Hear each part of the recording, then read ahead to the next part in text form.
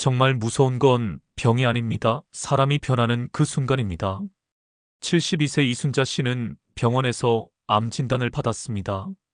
의사가 말했습니다. 암입니다. 하지만 초기라 수술하면 괜찮습니다. 무서웠습니다. 하지만 그보다 더 무서운 일이 기다리고 있었습니다. 이 씨는 30년 지기 친구에게 전화를 걸었습니다. 순이야, 나 암이래. 친구가 대답했습니다. 어머, 큰일이네. 그래서 재산 정리는 했어? 이 씨는 얼어붙었습니다. 위로의 말은 없었습니다. 괜찮아, 이겨낼 수 있어라는 말도 없었습니다. 첫 번째 말이 재산 이야기였습니다. 순이야, 나는 지금, 미안. 그래도 자식들한테는 미리 말해둬야 하지 않을까? 나중에 문제되면 안 되잖아. 이 씨는 전화를 끊었습니다. 30년 우정이 한순간에 무너지는 것을 느꼈습니다. 병보다 무서운 것을 경험했습니다. 사람이 변하는 그 순간을. 이런 경험 있으신가요? 오랜 친구가 갑자기 다른 사람이 된 것 같은 순간. 가까웠던 형제가 돈 문제로 돌변하는 순간. 잘해주던 자녀가 차갑게 변하는 순간. 60-70대를 살다 보면 우리는 깨닫습니다. 정말 무서운 건 병이나 가난이 아니라는 것을. 사람이 변하는 그 순간이 가장 무섭다는 것을. 부처님께서는 이렇게 말씀하셨습니다. 사람의 마음은 물과 같다. 담는 그릇에 따라 모양이 변한다. 사람은 변합니다. 상황에 따라, 이익에 따라, 환경에 따라. 하지만 부처님께서는 또 이렇게 말씀하셨습니다. 사람이 변할 때는 반드시 신호가 있다. 눈 있는 자는 그것을 본다. 사람이 변할 때 반드시 티가 납니다. 우리가 그 신호를 보지 못했을 뿐입니다. 첫 번째 신호 말투가 변한다. 사람이 변하기 시작하면 가장 먼저 말투가 변합니다. 예전에는 부드러웠는데 날카로워집니다.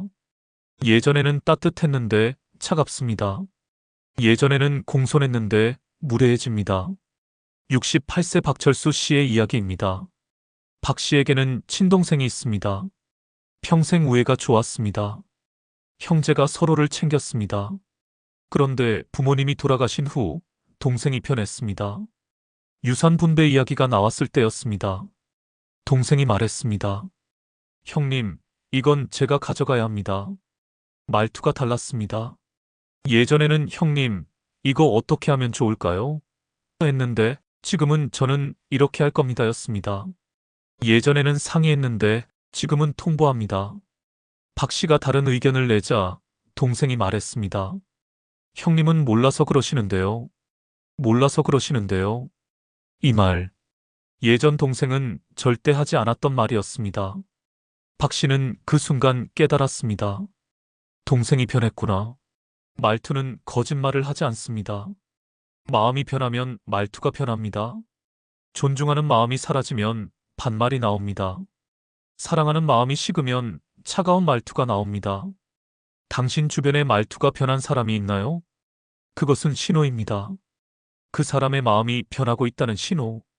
두 번째 신호 눈빛이 변한다. 사람이 변하면 눈빛이 변합니다. 예전에는 따뜻했는데 차가워집니다. 예전에는 마주쳤는데 피합니다. 예전에는 웃음기가 있었는데 무표정해집니다. 70세 정미숙 씨의 이야기입니다. 정 씨는 큰딸과 사이가 좋았습니다.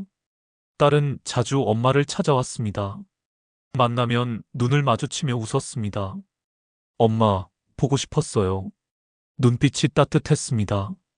그런데 딸이 결혼하고 시댁과 갈등이 생겼습니다. 시어머니가 딸에게 말했다고 합니다. 친정 너무 자주 가지 마. 그 후로 딸이 변했습니다. 찾아오는 횟수가 줄었습니다. 만나도 눈을 잘 마주치지 않았습니다. 예전에는 정씨 눈을 보며 이야기했는데 이제는 다른 곳을 보며 이야기합니다. 억지로 웃습니다. 눈빛에 웃음이 없습니다. 정씨는 느꼈습니다. 딸의 마음이 떠나가고 있구나. 부처님께서는 이렇게 말씀하셨습니다. 눈은 마음의 창이다. 마음이 변하면 눈빛이 먼저 변한다. 거짓말은 입으로 할 수 있습니다. 하지만 눈은 거짓말을 못합니다. 사랑이 사라진 눈빛, 존중이 사라진 눈빛, 관심이 사라진 눈빛. 그것은 숨길 수 없습니다. 세 번째, 신호 연락 패턴이 변한다. 사람이 변하면 연락 패턴이 변합니다. 예전에는 자주 했는데 뜸해집니다. 예전에는 먼저 했는데 받기만 합니다. 예전에는 길게 했는데 짧아집니다. 75세 김영애 씨의 이야기입니다. 김 씨는 아들과 사이가 좋았습니다. 아들은 일주일에 한 번씩 전화했습니다. 엄마, 잘 지내세요? 건강하시죠? 통화 시간도 길었습니다. 30분, 때로는 1시간씩 이야기했습니다. 근황도 나누고 고민도 상담하고. 그런데 아들이 재혼한 후 변했습니다. 전화 횟수가 줄었습니다. 한 달에 한 번. 그나마도 김 씨가 먼저 걸어야 받습니다. 통화 시간도 짧아졌습니다. 엄마, 바빠서요. 나중에 다시 전화할게요. 5분도 안 됩니다. 나중에 다시 전화한다던 약속은 지켜지지 않습니다. 김 씨는 알았습니다. 아들의 우선순위에서 내가 밀려났구나. 연락 패턴은 관계의 온도계입니다. 관계가 따뜻하면 연락이 잦습니다. 관계가 식으면 연락이 뜸해집니다. 당신에게 연락이 줄어든 사람이 있나요? 그것은 신호입니다. 그 사람의 마음이 당신에게서 멀어지고 있다는 신호. 네 번째, 신호, 돈 이야기가 나온다. 사람이 변하면 돈 이야기를 합니다. 예전에는 하지 않던 이야기를, 예전에는 부끄러워하던 이야기를. 73세 최동수 씨의 이야기입니다. 최 씨에게는 20년 지기 친구가 있었습니다. 함께 술도 마시고 등산도 다니고 여행도 갔습니다. 친구는 돈 이야기를 하지 않았습니다. 각자 밥값은 각자 냈습니다. 서로 부담 주지 않으려 했습니다. 그런데 친구가 사업에 실패했습니다. 그 후로 변했습니다. 만날 때마다 돈 이야기를 합니다. 동수야, 요즘 연금이 얼마나 나와? 너는 집도 있고 좋겠다. 나는 돈이 없어서. 그리고 슬쩍 말합니다. 동수야, 미안한데 100만 원만 빌려줄 수 있어? 처음에는 빌려줬습니다. 하지만 갚지 않았습니다. 또 빌려달라고 합니다. 이번만 더. 최 씨는 깨달았습니다. 친구가 나를 돈으로 보는구나. 부처님께서는 이렇게 말씀하셨습니다. 이익을 따라다니는 자는 친구가 아니다. 그는 상인이다. 진짜 친구는 돈 이야기를 하지 않습니다. 관계 자체가 소중하니까요. 하지만 변한 사람은 돈 이야기를 합니다. 관계보다 이익이 중요해졌으니까요. 다섯 번째, 신호, 태도가 달라진다. 사람이 변하면 태도가 달라집니다. 상황에 따라 다르게 대합니다. 필요할 때는 친절하고 필요 없을 때는 무관심합니다. 69세 한명자 씨의 이야기입니다. 한 씨는 조카를 많이 도와줬습니다. 조카가 대학 다닐 때 등록금을 대줬습니다. 결혼할 때도 축의금을 넉넉히 줬습니다. 조카는 고마워했습니다. 명절 때마다 찾아왔습니다. 고모, 감사해요. 고모 덕분에 제가 여기까지 왔어요. 태도가 공손했습니다. 그런데 조카가 성공했습니다. 대기업에 다니고 집도 샀습니다. 이제 고모의 도움이 필요 없어졌습니다. 그 후로 조카가 변했습니다. 명절에도 오지 않습니다. 전화해도 바빠서야 합니다. 우연히 길에서 마주쳤을 때 조카의 태도가 달랐습니다. 예전에는 반갑게 인사했는데 이제는 형식적으로 인사합니다. 아, 고모. 안녕하세요. 급해서요. 먼저 갈게요. 한 씨는 알았습니다. 조카에게 나는 이제 필요 없는 사람이구나. 이익에 따라 움직이는 사람. 필요할 때만 친절한 사람. 그런 사람은 반드시 변합니다. 이익이 사라지면 태도가 변합니다. 부처님께서는 제자들에게 이런 이야기를 들려주셨습니다. 한 부자가 병들어 누웠습니다. 많은 사람이 찾아와 문병했습니다. 빨리 나으세요. 걱정하지 마세요. 제가 도와드릴게요. 친절했습니다. 하지만 부자가 재산을 다 잃었습니다. 그 후 다시 병들었습니다. 이번에는 아무도 오지 않았습니다. 전화도 오지 않았습니다. 부자는 깨달았습니다. 그들은 나를 사랑한 것이 아니라 내 돈을 사랑했구나. 부처님께서 말씀하셨습니다. 진짜 친구는 어려울 때 드러난다. 쉬울 때의 친구는 진짜가 아니다.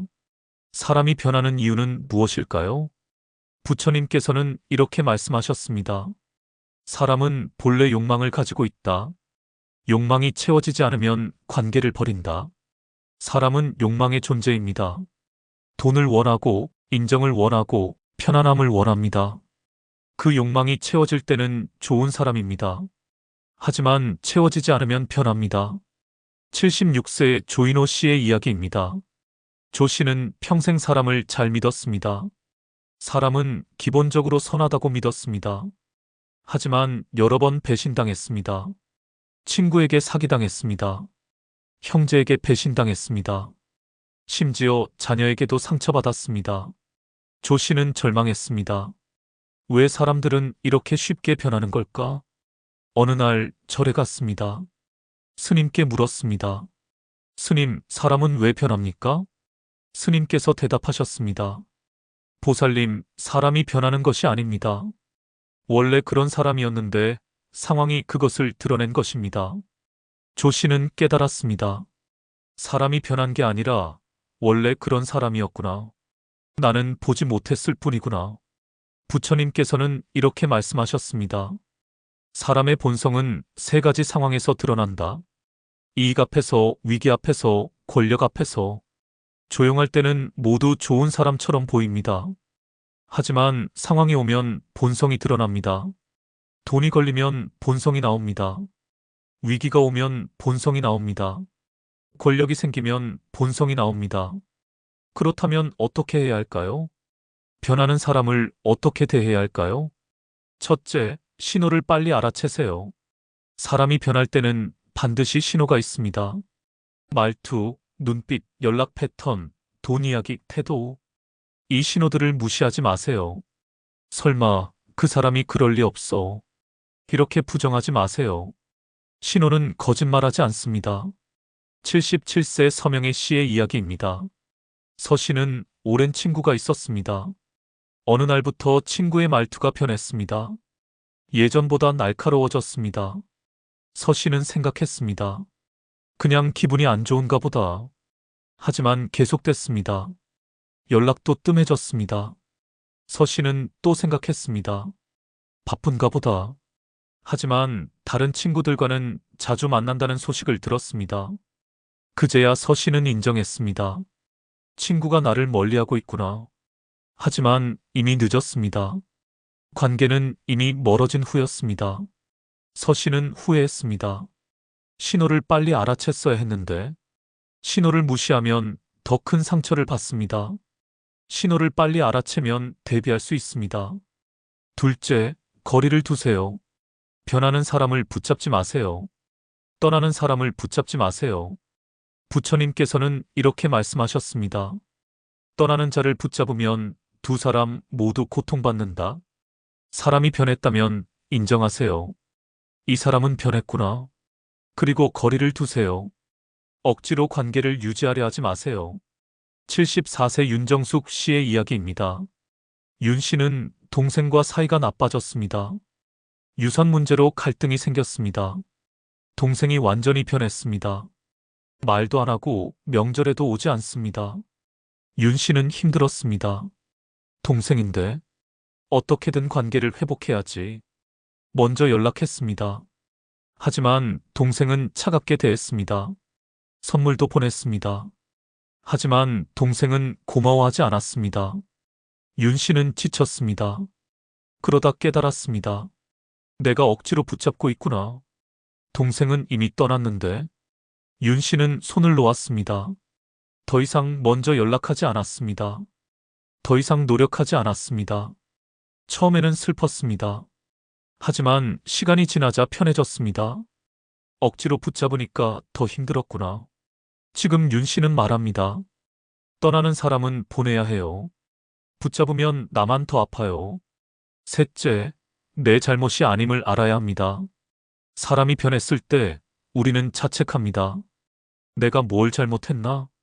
내가 부족해서 그런가? 하지만 대부분은 당신 잘못이 아닙니다. 그 사람이 변한 것뿐입니다.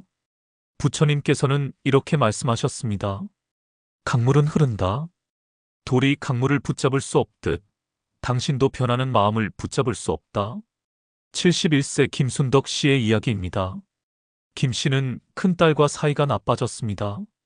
딸이 결혼 후 변했습니다. 전화도 잘 안 받고 찾아오지도 않습니다. 김 씨는 자책했습니다. 내가 엄마 역할을 못했나? 내가 딸한테 잘못한 게 있나? 밤마다 과거를 돌아봤습니다. 혹시 딸에게 상처 준 일이 있나 생각했습니다. 하지만 생각해도 잘못한 게 없었습니다. 오히려 딸을 위해 희생했습니다. 그런데도 딸은 변했습니다.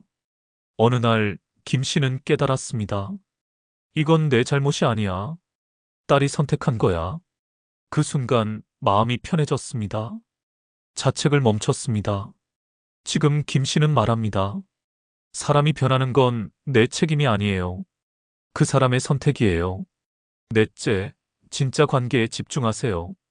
변하는 사람에게 에너지를 쓰지 마세요. 대신 변하지 않는 사람에게 집중하세요. 어려울 때도 함께한 사람, 이익이 없어도 연락하는 사람, 당신을 진심으로 대하는 사람, 그런 사람이 진짜입니다. 79세 박동수 씨의 이야기입니다. 박 씨는 평생 많은 사람을 만났습니다. 젊었을 때는 친구가 많았습니다. 하지만 나이가 들면서 하나둘 떠났습니다. 돈이 없어지니 떠났고, 권력이 없어지니 떠났고, 건강이 나빠지니 떠났습니다. 박 씨는 처음에 슬펐습니다. 다들 날 버렸구나. 하지만 몇 명은 남았습니다. 어려울 때도 연락했고, 병원에 입원했을 때 찾아왔고, 돈이 없어도 함께 밥 먹었습니다. 박 씨는 깨달았습니다. 진짜 친구는 이 사람들이었구나. 지금 박 씨는 그 몇 명과만 만납니다. 숫자는 줄었지만 관계는 깊어졌습니다. 박 씨는 말합니다. 100명의 가짜 친구보다 1명의 진짜 친구가 낫습니다. 부처님께서는 이렇게 말씀하셨습니다. 진짜 보석은 시간이 지나도 빛난다. 가짜 보석은 시간이 지나면 빛을 잃는다. 사람도 마찬가지다. 시간이 지나면 알 수 있습니다. 누가 진짜이고 누가 가짜인지, 누가 변하고 누가 변하지 않는지. 그렇다면 변하지 않는 관계는 어떻게 만들까요? 부처님께서는 답을 주셨습니다. 이익이 아닌 마음으로 맺어진 관계는 변하지 않는다. 이익으로 맺어진 관계는 이익이 사라지면 끝납니다. 하지만 마음으로 맺어진 관계는 영원합니다. 첫째, 조건 없이 대하세요. 내가 이것을 해주면 저 사람도 이것을 해주겠지. 이런 계산 없이 대하세요. 그냥 좋아서, 그냥 사랑해서. 조건 없는 관계가 진짜입니다. 둘째, 어려울 때 함께 하세요. 좋을 때만 함께하는 것은 쉽습니다. 하지만 어려울 때 함께하는 것은 어렵습니다. 어려울 때 함께한 사람이 진짜 친구입니다. 셋째, 솔직하게 대하세요. 좋은 모습만 보이려 하지 마세요. 약한 모습도 보이세요. 실수도 인정하세요. 솔직한 관계가 오래갑니다. 넷째, 기대하지 마세요. 이 사람은 이래야 해. 이 사람은 이렇게 해줘야 해. 이런 기대가 없으면 실망도 없습니다. 실망이 없으면 관계가 깨지지 않습니다. 80세 최영애 씨의 이야기입니다. 최 씨에게는 50년 지기 친구가 있습니다. 젊었을 때부터 지금까지 함께 했습니다. 두 사람은 한 번도 싸운 적이 없습니다. 어떻게 가능했을까요? 최 씨가 말합니다. 우리는 서로에게 기대하지 않았어요. 그냥 함께 있는 것만으로 좋았어요. 친구가 힘들 때 최 씨는 도왔습니다. 하지만 보답을 기대하지 않았습니다. 최 씨가 힘들 때 친구도 도왔습니다. 역시 보답을 기대하지 않았습니다. 서로 주고받은 것이 많지만 누가 더 많이 줬는지 따지지 않았습니다.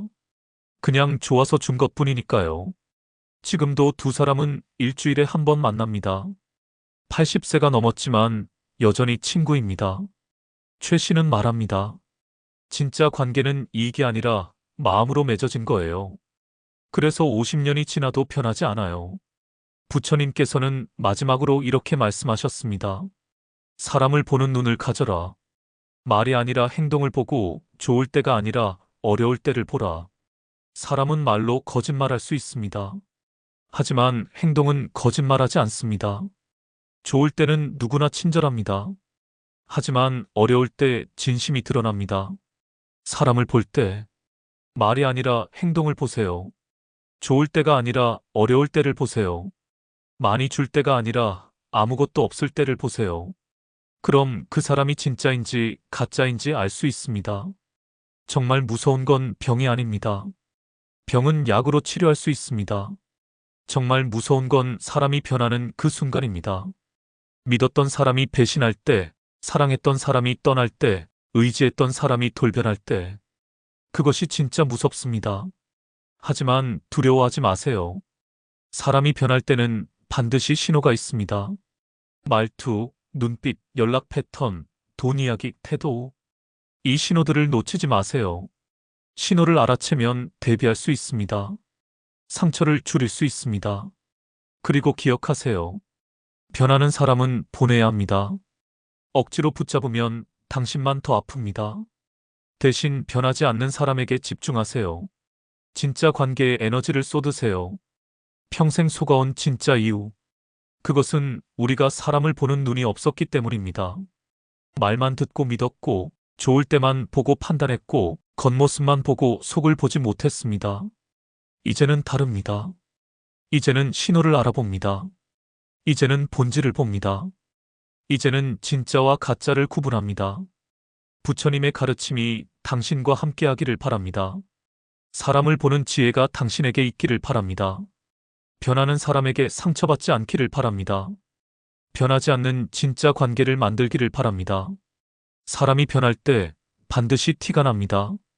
이제 당신은 그것을 볼 수 있습니다. 당신을 힘들게 한 사람 결국 이렇게 망합니다. 75세 김순자 씨는 억울했습니다. 30년 전 일입니다. 당시 김 씨는 작은 가게를 운영했습니다. 동업자가 있었습니다. 믿었던 사람이었습니다. 하지만 그 사람이 배신했습니다. 가게 돈을 몽땅 가지고 도망갔습니다. 3천만 원. 당시로서는 큰 돈이었습니다. 김 씨는 하루아침에 빈털터리가 됐습니다. 빚만 남았습니다. 너무 억울했습니다. 어떻게 사람이 그럴 수가 있어. 잠을 못 잤습니다. 밥을 못 먹었습니다. 복수하고 싶었습니다. 하지만 그 사람은 연락이 끊겼습니다. 찾을 수도 없었습니다. 김 씨는 절망했습니다. 저 사람은 돈 가지고 잘 살겠지. 나만 이렇게 힘들게. 30년이 지났습니다. 어느 날 우연히 그 동업자 소식을 들었습니다. 지인을 통해서였습니다. 순자야, 그 사람 알아? 요즘 완전 망했대. 뭐? 사기치고 다니다가 결국 감옥 갔다 왔대. 지금은 노숙자래. 김 씨는 믿을 수 없었습니다. 더 자세히 알아봤습니다. 그 사람은 김 씨를 배신한 후 계속 사기를 쳤습니다.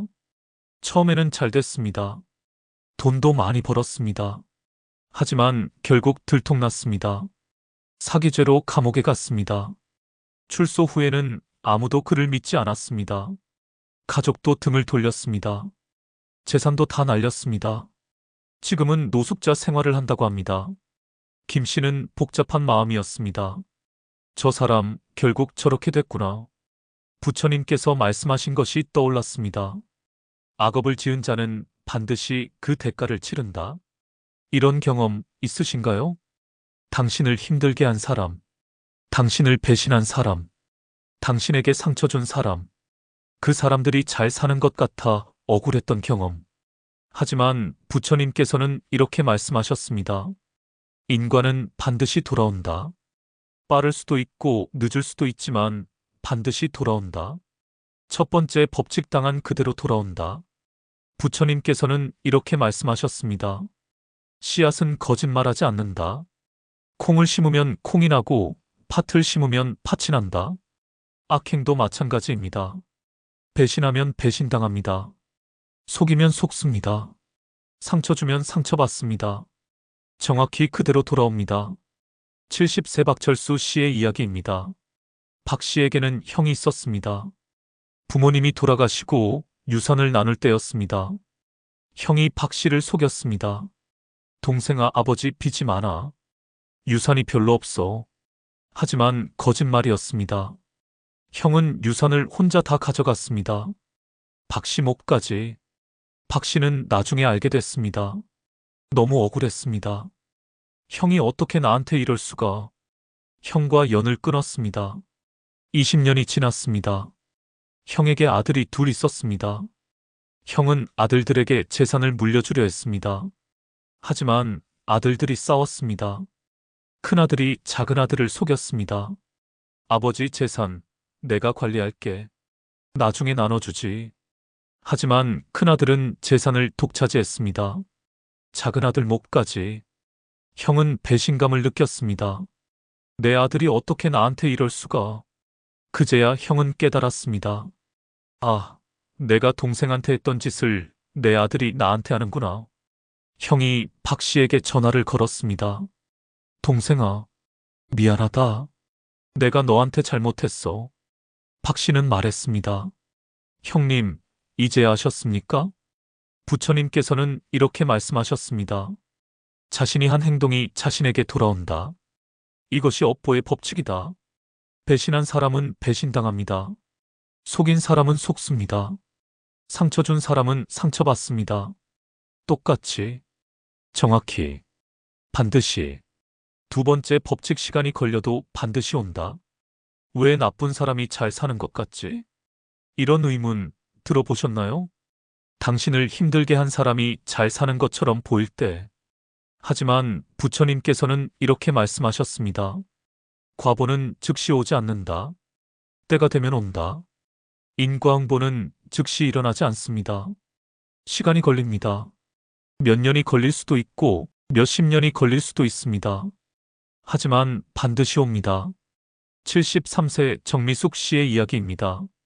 정 씨는 40년 전 친구에게 배신당했습니다. 가장 친한 친구였습니다. 그런데 그 친구가 정 씨 남편을 빼앗아갔습니다. 남편이 바람을 피웠고 그 상대가 바로 정 씨의 친구였습니다. 정 씨는 이혼했습니다. 친구와 남편은 결혼했습니다. 너무 억울했습니다. 어떻게 친구가 나한테 이럴 수가. 하지만 세월이 흘렀습니다. 정 씨는 다시 일어섰습니다. 열심히 살았습니다. 반면 그 친구는 어떻게 됐을까요? 처음 10년은 잘 사는 것 같았습니다. 남편 정 씨의 전 남편과 행복해 보였습니다. 정 씨는 그것을 보며 더 괴로워했습니다. 저 사람들은 행복하고 나만 불행하네. 하지만 20년이 지나자 달라졌습니다. 그 남편이 또 바람을 피웠습니다. 이번에는 더 젊은 여자와 그 친구도 똑같이 배신당했습니다. 똑같이 이혼당했습니다. 정 씨는 소식을 들었습니다. 그 친구 이혼했대. 남편이 바람 피워서.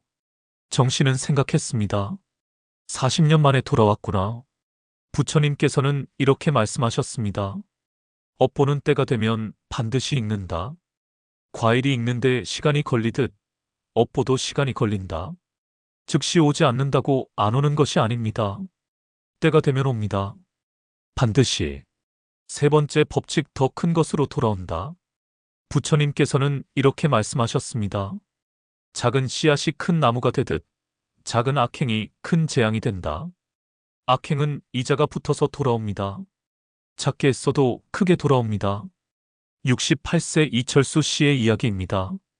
이 씨는 젊었을 때 회사 돈을 횡령했습니다. 500만 원. 작은 돈이었습니다. 이 정도는 괜찮겠지. 들키지 않았습니다. 이 씨는 그 돈으로 주식을 샀습니다. 운이 좋았습니다. 크게 벌었습니다. 5천만 원이 됐습니다. 역시 내 선택이 맞았어. 이 씨는 계속 승승장구했습니다. 사업도 성공했습니다. 큰 부자가 됐습니다. 50년이 지났습니다. 이 씨는 생각했습니다. 회사 돈 횡령한 건 아무 일도 안 생겼네. 괜히 걱정했어. 하지만 문제가 생겼습니다. 이 씨의 아들이 회사 돈을 횡령했습니다. 5억 원. 들통났습니다. 감옥에 갔습니다. 이 씨는 충격을 받았습니다. 변호사 비용, 합의금으로 10억 원이 들었습니다. 재산의 절반이 날아갔습니다. 이 씨는 깨달았습니다.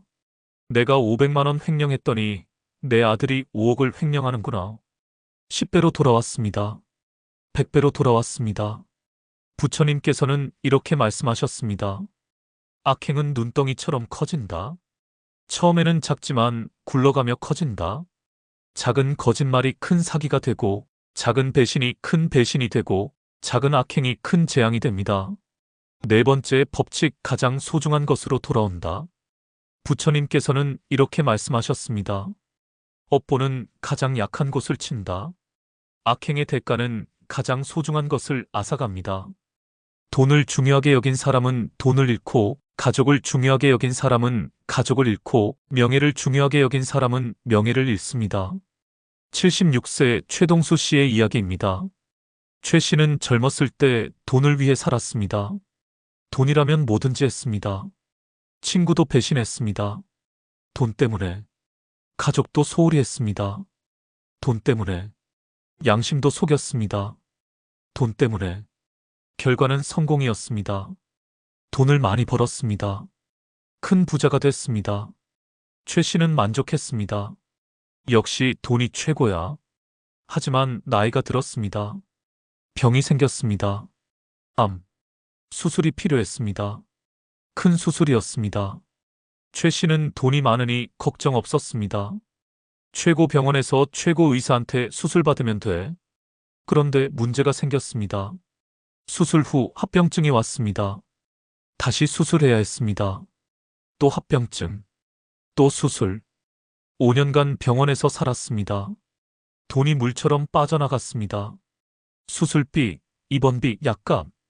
모든 재산이 병원비로 나갔습니다. 최 씨는 깨달았습니다. 평생 돈을 위해 살았더니 결국 그 돈을 다 잃는구나. 부처님께서는 이렇게 말씀하셨습니다. 집착하는 것이 고통이 된다. 가장 집착하는 것을 잃을 때 가장 고통스럽다. 악행의 대가는 가장 소중한 것을 앗아갑니다. 정확히 그것을. 5번째 법칙, 혼자 당한다. 부처님께서는 이렇게 말씀하셨습니다. 업보는 나눌 수 없다. 각자가 각자의 업을 받는다. 악행을 저지른 사람. 그 사람은 혼자 대가를 치릅니다. 아무도 대신 받아주지 않습니다. 가족도, 친구도, 돈도. 71세 조영애 씨의 이야기입니다. 조 씨에게는 시누이가 있었습니다. 시누이는 조 씨를 평생 괴롭혔습니다. 올케, 이것도 못해? 올케는 집안일을 왜 이렇게 못해? 늘 무시했습니다. 늘 비난했습니다.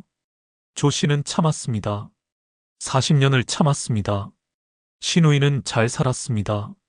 남편도 성공했고, 자녀들도 잘 됐고, 돈도 많았습니다. 조 씨는 억울했습니다. 나를 괴롭힌 사람이 저렇게 잘 사네. 하지만 시간이 흘렀습니다. 시누이가 병에 걸렸습니다. 파킨슨병. 온몸이 떨렸습니다. 혼자 움직일 수 없었습니다. 누군가 돌봐줘야 했습니다. 하지만 아무도 돌봐주지 않았습니다. 남편은 바빴습니다. 나도 일해야 해. 자녀들은 멀리 있었습니다. 우리도 바빠요. 결국 시누이는 혼자였습니다. 요양원에 들어갔습니다. 거기서 혼자 아파했습니다. 혼자 외로워했습니다. 혼자 죽었습니다. 조 씨는 소식을 듣고 생각했습니다.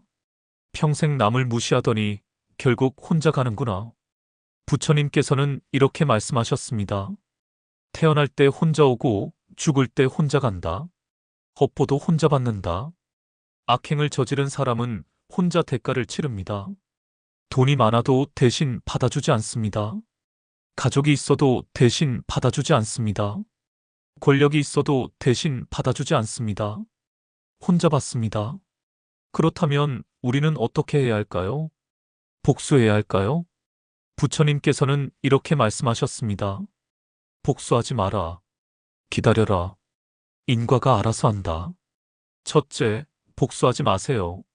당신을 힘들게 한 사람, 복수하고 싶을 겁니다. 나도 저 사람을 힘들게 해야지. 하지만 부처님께서는 말씀하셨습니다.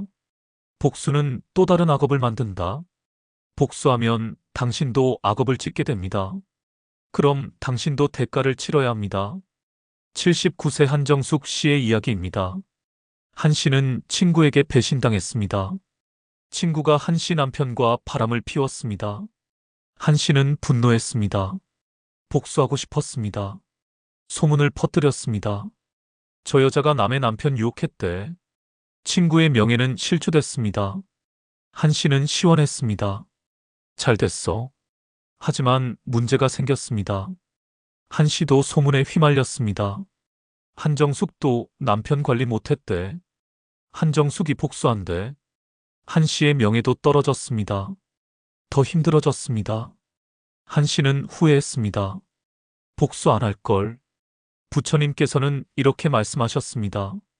원수를 원수로 갚으면 원수가 끝나지 않는다. 복수는 해결책이 아닙니다. 오히려 문제를 키웁니다. 둘째, 말없이 지켜보세요. 당신이 할 일은 복수가 아닙니다. 지켜보는 것입니다. 부처님께서는 이렇게 말씀하셨습니다. 침묵하고 지켜보라. 인과가 알아서 처리한다. 77세 윤정미 씨의 이야기입니다. 윤 씨는 동서에게 배신당했습니다. 동서가 윤 씨 몫의 유산을 가로챘습니다. 윤 씨는 화가 났습니다. 하지만 싸우지 않았습니다. 하늘이 알겠지. 말없이 지켜봤습니다. 10년이 지났습니다. 동서에게 아들이 있었습니다. 그 아들이 동서를 배신했습니다. 동서 재산을 몽땅 가져갔습니다. 동서가 윤 씨에게 전화를 걸었습니다. 언니, 나 좀 도와줘. 윤 씨는 말했습니다. 하늘이 당신을 벌한 거예요. 윤 씨는 복수하지 않았습니다.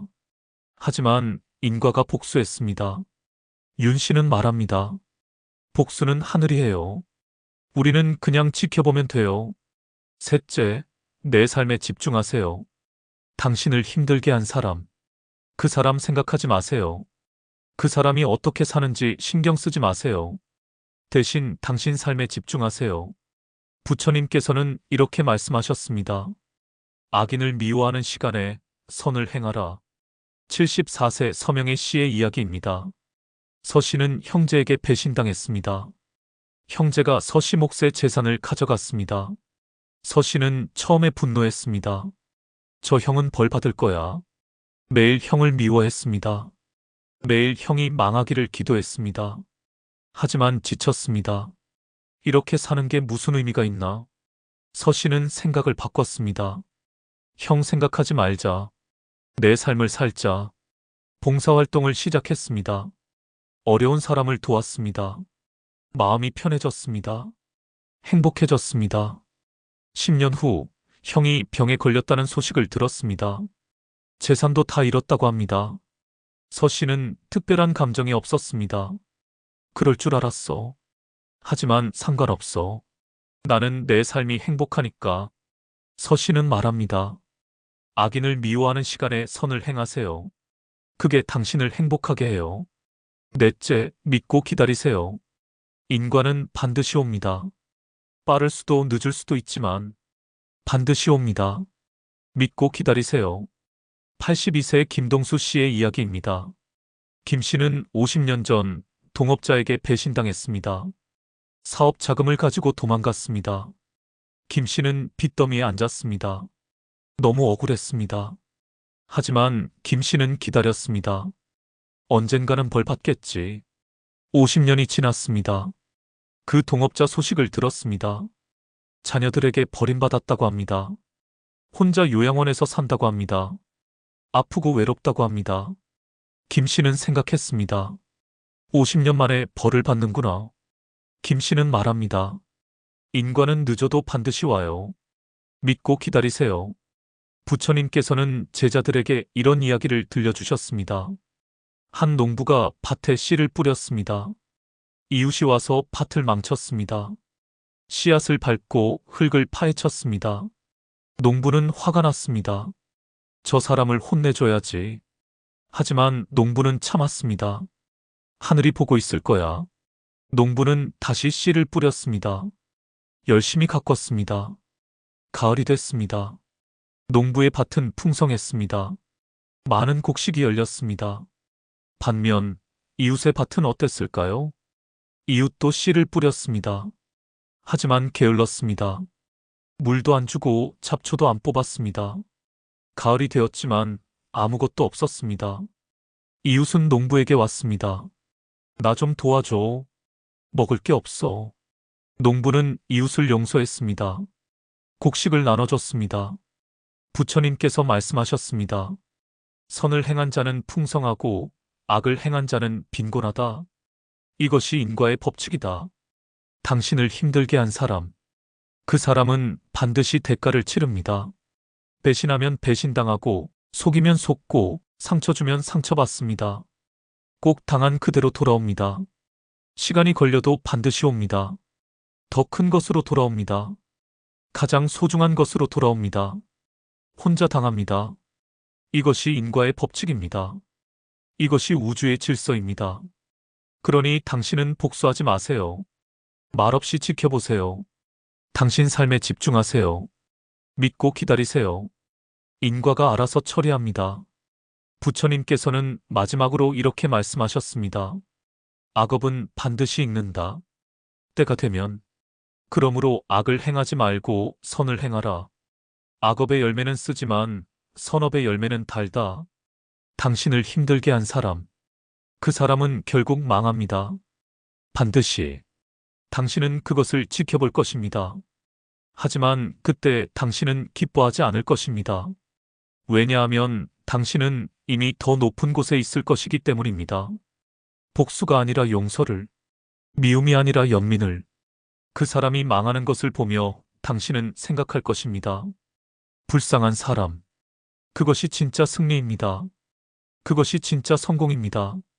당신을 힘들게 한 사람을 미워하지 마세요. 그 사람은 이미 자신의 악업으로 고통받고 있습니다. 지금은 안 보여도 반드시 고통받게 됩니다. 인과는 반드시 돌아옵니다. 끝까지 말없이 지켜보세요. 결국 드러납니다. 모든 것이. 부처님의 가르침이 당신과 함께하기를 바랍니다. 인과의 법칙을 믿기를 바랍니다. 당신을 힘들게 한 사람을 용서하기를 바랍니다. 당신의 삶이 평화롭기를 바랍니다.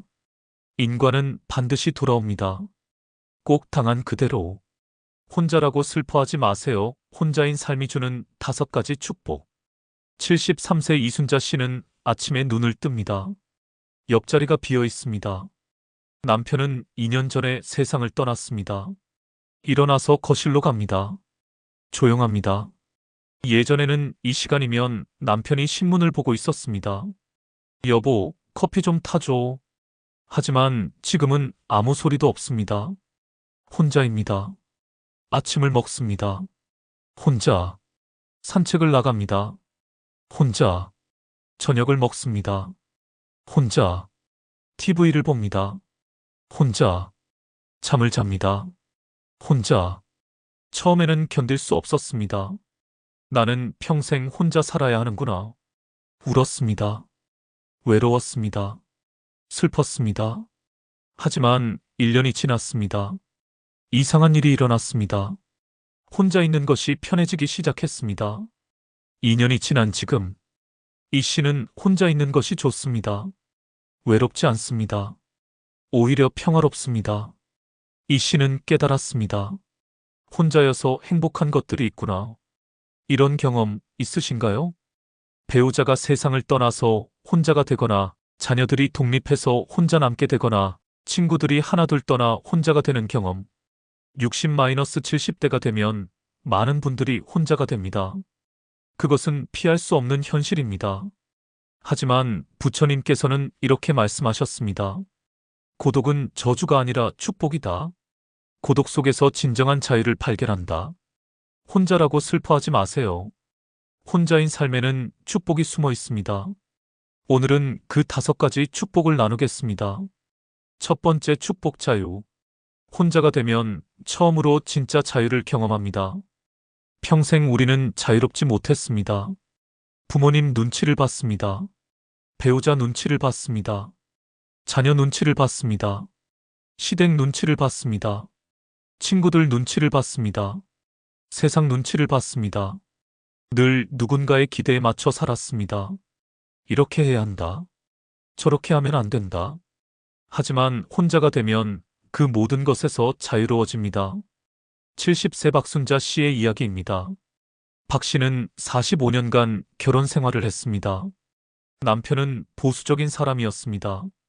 여자는 집에 있어야지. 여자가 화장을 너무 진하게 하면 안 돼. 여자가 밤늦게 나가면 안 돼. 박 씨는 평생 남편 말에 맞춰 살았습니다. 집에만 있었습니다. 화장도 안 했습니다. 저녁 6시면 집에 들어왔습니다. 하고 싶은 것도 많았지만 참았습니다. 춤을 배우고 싶었지만 남편이 싫어할까봐 안 했습니다. 여행을 가고 싶었지만 남편이 허락하지 않을까봐 못 갔습니다. 그렇게 45년을 살았습니다. 남편이 세상을 떠났습니다. 처음에는 정말 슬펐습니다. 하지만 6개월이 지나자 묘한 느낌이 들었습니다. 나는 이제 자유구나. 박 씨는 조심스럽게 시작했습니다. 문화센터에 등록했습니다. 라틴 댄스 수업. 남편이 살아있었다면 절대 못했을 일입니다. 처음 춤을 췄을 때 눈물이 났습니다. 아, 이게 자유구나. 지금 박 씨는 일주일에 3번 춤을 춥니다. 친구들도 생겼습니다. 여행도 갑니다. 혼자서 또는 친구들과 화장도 합니다. 예쁘게. 밤 9시에 들어올 때도 있습니다. 누구도 뭐라 하지 않습니다. 박 씨는 말합니다. 70세에 처음으로 자유를 맛봤어요. 혼자여서 가능한 자유예요. 부처님께서는 이렇게 말씀하셨습니다. 집착에서 벗어난 자는 자유롭다. 누구에게도 얽매이지 않는 자는 하늘을 나는 새와 같다. 혼자가 되면 모든 집착에서 벗어납니다. 남편에 대한 집착, 자녀에 대한 집착, 세상의 기대에 대한 집착, 그 모든 것에서 자유로워집니다. 그리고 비로소 나로 살 수 있습니다. 오늘 뭐 먹을까? 내가 정합니다. 오늘 뭐 입을까? 내가 정합니다. 오늘 뭐 할까? 내가 정합니다. 모든 것을 내가 정합니다. 이것이 혼자인 삶의 첫 번째 축복입니다. 자유. 두 번째 축복, 진짜 나를 만남. 혼자가 되면 처음으로 진짜 나를 만납니다. 평생 우리는 나로 살지 못했습니다. 누군가의 아내로, 누군가의 엄마로, 누군가의 며느리로 역할로만 살았습니다. 나는 누구지? 이런 질문을 할 겨를이 없었습니다. 하지만 혼자가 되면 이 질문과 마주합니다. 그리고 비로소 답을 찾기 시작합니다. 68세 정미숙 씨의 이야기입니다. 정 씨는 평생 엄마였습니다. 자녀 셋을 키웠습니다. 모든 것을 자녀 중심으로 살았습니다. 엄마는 뭘 좋아해요? 자녀가 물으면 대답하지 못했습니다. 나는 너희가 좋아하는 걸 좋아해. 자신이 뭘 좋아하는지 몰랐습니다. 자녀들이 독립했습니다. 정 씨는 빈 둥지 증후군에 빠졌습니다. 나는 이제 뭐지? 엄마 역할이 사라지니 정체성도 사라진 것 같았습니다.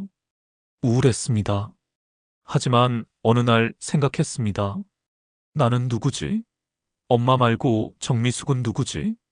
60년을 살았는데 정미숙이 누구인지 몰랐습니다. 정 씨는 탐험을 시작했습니다. 자기 자신을 탐험하는 여행. 나는 뭘 좋아할까? 이것저것 시도했습니다. 그림 그리기 마이너스 별로였습니다. 요리 마이너스 좋았습니다. 등산 마이너스 힘들었습니다. 독서 마이너스 좋았습니다. 글쓰기 마이너스 정말 좋았습니다. 정 씨는 글을 쓰기 시작했습니다. 평생 살아온 이야기를, 자녀 키우며 겪었던 일들을, 기쁨과 슬픔을 블로그에 올렸습니다. 사람들이 읽었습니다. 공감돼요. 저도 그랬어요. 정 씨는 깨달았습니다. 나는 이야기를 쓰는 사람이었구나. 68년 만에 알았네. 지금 정 씨는 매일 글을 씁니다. 행복합니다. 정 씨는 말합니다. 혼자가 되고 나서야 진짜 나를 만났어요. 60년간 역할로만 살았는데 이제야 정미숙으로 살아요. 부처님께서는 이렇게 말씀하셨습니다. 자기 자신을 아는 것이 모든 지혜의 시작이다. 혼자가 되면 비로소 자기 자신과 대화할 시간이 생깁니다. 나는 누구인가? 나는 무엇을 원하는가? 나는 무엇을 좋아하는가? 이런 질문들을 할 수 있습니다. 평생 미뤄뒀던 질문들을. 그리고 그 질문에 답하며 진짜 나를 발견합니다. 역할이 아닌 존재로서의 나를. 이것이 혼자인 삶의 두 번째 축복입니다. 진짜 나를 만남. 세 번째 축복 내면의 평화. 혼자가 되면 처음으로 진정한 평화를 경험합니다. 평생 우리는 시끄러운 삶을 살았습니다. 가족의 소음, 직장의 소음, 세상의 소음. 늘 누군가가 말했고, 늘 누군가가 요구했고, 늘 뭔가가 일어났습니다. 조용할 틈이 없었습니다. 하지만 혼자가 되면 처음으로 조용해집니다. 그리고 그 조용함 속에서 평화를 발견합니다. 75세 김영애 씨의 이야기입니다. 김 씨는 평생 시끄러운 집에서 살았습니다. 자녀 5을 키웠습니다. 늘 시끄러웠습니다. 아이들 우는 소리, 싸우는 소리, 떠드는 소리, TV 소리, 전화벨 소리, 손님 오는 소리. 조용할 날이 없었습니다. 김 씨는 늘 생각했습니다. 조용한 곳에서 살고 싶다. 하지만 불가능했습니다. 자녀들이 다 독립했습니다. 남편도 세상을 떠났습니다. 김 씨는 혼자 남았습니다. 집이 조용해졌습니다. 너무 조용해서 처음에는 무서웠습니다. 이렇게 조용해도 되나? 하지만 시간이 지나자 그 조용함이 좋아졌습니다. 아침에 일어나서 창문을 엽니다. 새소리가 들립니다. 예전에는 아이들 소리에 묻혀 듣지 못했던 소리. 차를 마십니다. 천천히. 아무도 재촉하지 않습니다. 책을 읽습니다. 아무도 방해하지 않습니다. 저녁이 되면 조용히 앉아 있습니다. 그냥 앉아서 호흡을 느낍니다. 들숨, 날숨. 평화롭습니다. 김 씨는 깨달았습니다. 이게 평화구나. 평생 찾던 게 이거였구나. 지금 김 씨는 매일 아침 30분씩 명상을 합니다. 조용히 앉아서 호흡을 관찰합니다. 마음이 고요해집니다. 김 씨는 말합니다. 혼자 있을 때 비로소 평화를 알았어요. 시끄러울 때는 몰랐어요. 부처님께서는 이렇게 말씀하셨습니다. 고요함 속에서 진리를 발견한다. 소음 속에서는 미혹할 뿐이다. 혼자가 되면 외부의 소음이 사라집니다. 그리고 내면의 소음도 서서히 사라집니다. 이래야 해. 저래야 해. 걱정이야. 이런 생각들도 점점 줄어듭니다. 그리고 고요함이 찾아옵니다. 진정한 평화가 찾아옵니다. 외부가 조용해야 내부도 조용해집니다. 이것이 혼자인 삶의 세 번째 축복입니다. 내면의 평화. 네 번째 축복 영적 성장. 혼자가 되면 처음으로 영적으로 성장합니다. 평생 우리는 물질적 성장에만 관심이 있었습니다. 돈 벌기, 집 사기, 자녀 교육시키기. 영적인 것은 뒷전이었습니다. 나중에, 늙어서.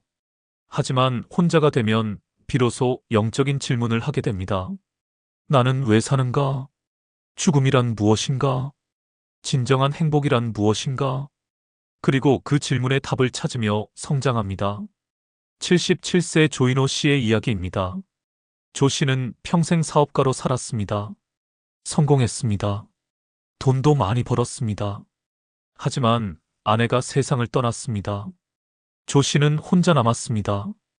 돈은 많았지만 공허했습니다. 나는 왜 사는 거지? 처음 하는 질문이었습니다. 평생 어떻게 돈을 벌까? 만 생각했지. 왜 사는가? 는 생각해 본 적이 없었습니다. 조 씨는 답을 찾기 시작했습니다. 절에 갔습니다. 스님과 이야기를 나눴습니다. 스님, 인생의 의미가 뭡니까? 스님께서 대답하셨습니다. 보살님이 찾아야 합니다. 답은 밖이 아니라 안에 있습니다. 조 씨는 명상을 배웠습니다. 처음에는 어려웠습니다. 잡념이 많았습니다. 하지만 계속했습니다. 6개월이 지나자 변화가 일어났습니다. 마음이 고요해졌습니다. 1년이 지나자 깨달음이 왔습니다. 행복은 밖에 있지 않았구나. 안에 있었구나. 평생 밖에서 행복을 찾았습니다. 돈, 명예, 성공. 하지만 진짜 행복은 내면에 있었습니다. 고요한 마음, 평화로운 마음, 감사하는 마음. 조 씨는 변했습니다. 돈에 집착하지 않게 됐습니다. 명예에 연연하지 않게 됐습니다. 그냥 오늘 하루를 감사하며 살게 됐습니다. 조 씨는 말합니다. 혼자가 되고 나서야 영적으로 깨어났어요. 사람들에 둘러싸여 있을 때는 몰랐어요. 부처님께서는 이렇게 말씀하셨습니다. 혼자 있을 때 깨달음을 얻는다. 군중 속에서는 미혹할 뿐이다. 부처님도 깨달음을 얻으실 때 혼자 계셨습니다. 보리수 아래 홀로. 많은 성인들이 혼자 있을 때 깨달음을 얻었습니다. 예수님도 광야에서 40일간 홀로 계셨습니다. 무함마드도 동굴에서 홀로 명상하셨습니다. 혼자 있을 때 진리와 마주할 수 있습니다. 혼자 있을 때 영적으로 성장할 수 있습니다. 이것이 혼자인 삶의 네 번째 축복입니다. 영적 성장. 다섯 번째 축복 감사. 혼자가 되면 처음으로 진정한 감사를 배웁니다. 평생 우리는 당연하게 여겼습니다. 밥이 있는 것, 집이 있는 것, 건강한 것, 누군가와 함께 있는 것, 모두 당연했습니다. 하지만 혼자가 되면 깨닫습니다. 아무것도 당연한 것이 없다는 것을, 모든 것이 감사한 것이라는 것을. 71세 최명자 씨의 이야기입니다. 최 씨는 평생 불평했습니다. 밥이 맛없어. 집이 좁아. 남편이 무뚝뚝해. 늘 불만이었습니다. 남편이 세상을 떠났습니다. 최 씨는 혼자 남았습니다. 혼자 밥을 해 먹습니다. 남편이 해주던 밥이 그립네. 예전에는 맛없다고 불평했는데 지금은 그립습니다. 혼자 집을 청소합니다. 집이 좁아도 남편과 함께였는데 예전에는 좁다고 불평했는데 지금은 넓게만 느껴집니다. 저녁에 TV를 봅니다. 남편이 무뚝뚝해도 옆에 있어줬는데 예전에는 말이 없다고 불평했는데 지금은 그 침묵이 그립습니다. 최 씨는 깨달았습니다. 내가 얼마나 많은 것을 가지고 있었는지 잃고 나서야 알았구나. 최 씨는 감사일기를 쓰기 시작했습니다. 매일 밤 감사한 것 3가지를 적습니다. 오늘 건강하게 깨어났다. 오늘 밥을 먹을 수 있었다. 오늘 친구와 통화했다. 작은 것들입니다. 하지만 모두 감사한 것들입니다. 6개월 후 최 씨는 변했습니다. 불평이 줄었습니다. 감사가 늘었습니다. 최 씨는 말합니다. 혼자가 되고 나서야 감사를 배웠어요. 가지고 있을 때는 몰랐어요. 부처님께서는 이렇게 말씀하셨습니다. 감사하는 자는 풍요롭고 불평하는 자는 가난하다. 혼자가 되면 작은 것에 감사하게 됩니다. 아침 햇살, 새소리, 따뜻한 물, 건강한 몸, 모두 감사한 것들입니다. 혼자가 아니었다면 당연하게 여겼을 것들. 하지만 혼자가 되니 모든 것이 선물처럼 느껴집니다. 감사는 행복의 열쇠입니다. 감사하는 사람은 적게 가져도 행복합니다. 감사하지 않는 사람은 많이 가져도 불행합니다. 혼자가 되어 감사를 배우는 것. 이것이 혼자인 삶의 5번째 축복입니다. 감사. 부처님께서는 제자들에게 이런 이야기를 들려주셨습니다. 한 수행자가 동굴에서 혼자 살았습니다. 사람들이 물었습니다. 외롭지 않으세요? 수행자가 대답했습니다. 외롭지 않습니다. 나는 나 자신과 함께 있습니다. 심심하지 않으세요? 심심하지 않습니다. 나는 진리를 탐구합니다. 슬프지 않으세요? 슬프지 않습니다. 나는 평화를 발견했습니다. 사람들이 의아해했습니다. 혼자인데 어떻게 행복할 수 있죠? 수행자가 웃으며 대답했습니다. 혼자여서 행복합니다. 부처님께서 말씀하셨습니다. 진정한 행복은 혼자 있을 때 발견된다. 외부의 자극이 아니라 내면의 평화에서 온다. 혼자라고 슬퍼하지 마세요. 혼자인 것은 불행이 아닙니다. 오히려 축복입니다. 80세 한정숙 씨는 10년째 혼자 살고 있습니다. 남편이 세상을 떠난 후 처음 2년은 정말 힘들었습니다. 외롭고 슬프고 두려웠습니다. 하지만 3년 차부터 변화가 시작됐습니다. 혼자 있는 것이 편해졌습니다. 5년 차에는 혼자 있는 것이 좋아졌습니다. 10년이 지난 지금 한 씨는 행복합니다. 딸이 물었습니다. 엄마, 외롭지 않으세요? 우리 집에 와서 사세요. 한 씨가 대답했습니다. 고마워. 하지만 난 괜찮아. 혼자 있는 게 좋아. 정말요? 응. 혼자여서 자유롭고, 혼자여서 평화롭고, 혼자여서 나를 알게 됐어. 딸이 이해하지 못했습니다. 하지만 한 씨는 알았습니다. 혼자여서 행복한 것들이 있다는 것을. 한 씨는 말합니다. 혼자라고 불쌍한 게 아니에요. 혼자여서 얻는 축복이 있어요. 그렇다면 어떻게 혼자인 삶을 축복으로 만들 수 있을까요? 첫째, 혼자 있는 것을 받아들이세요. 거부하지 마세요. 나는 혼자야. 그리고 괜찮아. 이렇게 인정하세요. 받아들이는 순간 고통이 줄어듭니다. 둘째, 혼자만의 루틴을 만드세요. 아침에 일어나서 명상하기, 산책 나가기, 좋아하는 음악 듣기, 일기 쓰기. 규칙적인 루틴이 안정감을 줍니다. 셋째, 자기 자신과 대화하세요. 혼잣말을 하세요. 오늘 날씨 좋네. 이 차 맛있다. 잘하고 있어. 자기 자신이 가장 좋은 친구입니다. 넷째, 새로운 것을 배우세요. 악기, 그림, 글쓰기, 춤. 배우는 것은 삶에 활력을 줍니다. 혼자여도 즐겁게 할 수 있는 것들입니다. 다섯째, 감사를 연습하세요. 매일 밤 감사한 것 3가지를 적으세요. 작은 것이라도 괜찮습니다. 감사는 외로움을 행복으로 바꿉니다. 부처님께서는 마지막으로 이렇게 말씀하셨습니다. 혼자 있어도 외롭지 않고 많은 사람과 함께 있어도 외로울 수 있다. 외로움은 밖이 아니라 안에서 온다. 진짜 외로움은 혼자 있어서가 아닙니다. 자기 자신과 단절되어서입니다. 자기 자신과 연결되면 혼자 있어도 외롭지 않습니다. 혼자라고 슬퍼하지 마세요. 혼자인 삶에는 5가지 축복이 있습니다. 자유 마이너스 누구의 눈치도 보지 않는 삶. 진짜 나를 만남 마이너스 역할이 아닌 존재로서의 나. 내면의 평화 마이너스 고요함 속의 행복. 영적 성장 마이너스 진리를 발견하는 시간. 감사 마이너스 작은 것에 감사하는 마음. 이 축복들은 혼자일 때만 발견할 수 있습니다. 함께 있을 때는 몰랐던 것들입니다. 혼자여서 비로소 행복한 것들입니다. 외로움 속에 숨은 진짜 선물들입니다. 당신이 지금 혼자라면 슬퍼하지 마세요. 이것은 저주가 아니라 축복입니다. 당신을 성장시키기 위한 우주의 선물입니다. 진짜 당신을 발견하기 위한 시간입니다. 혼자여도 충분합니다. 아니, 혼자여서 더 풍요롭습니다. 부처님의 가르침이 당신과 함께하기를 바랍니다. 혼자인 삶의 축복을 발견하기를 바랍니다. 외로움이 평화로 바뀌기를 바랍니다. 혼자여서 행복하기를 바랍니다. 당신은 혼자가 아닙니다. 당신은 당신 자신과 함께입니다. 그것만으로 충분합니다. 혼자여서 비로소 행복한 것들을 발견하세요. 그것이 인생 후반전의 진짜 선물입니다.